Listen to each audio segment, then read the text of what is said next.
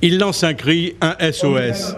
Elle est injuste, inacceptable. Pour les députés de la NUP, cette réforme des retraites ne doit pas voir le jour. Ils considèrent que c'est qu'on a des droits, il faut enlever, au lieu de rajouter des droits, c'est qu'on a point. Déjà, il est injuste. Deuxièmement, il est antidémocratique, c'est-à-dire qu'il utilise encore un nouveau article qui sort de nulle part, qui appelle le 47.1, pour ne pas laisser à nous faire notre travail parlementaire à plein pot.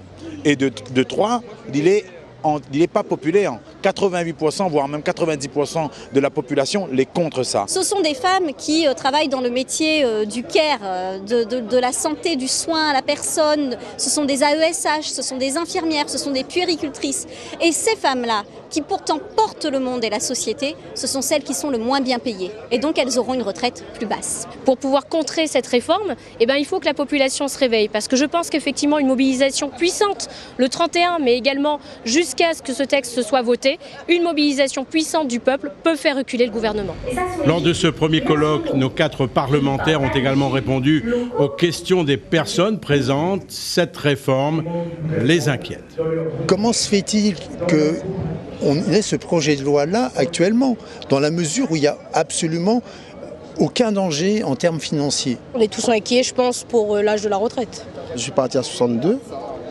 Alors, si pour les autres, s'il va mettre 64, 67, mais si on n'a pas la forme. Mélanie, elle, à 21 ans, poursuit des études de master en droit public.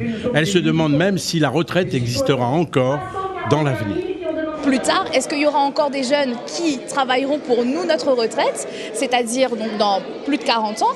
Et puis, ce qu'on se dit aussi, c'est combien on aura? Enfin, pour le député Jean-Hugues Ratenant, cette réforme des traîtres, comme il l'appelle, sera une catastrophe pour l'outre-mer, non seulement d'un point de vue financier, mais aussi pour la cohésion sociale.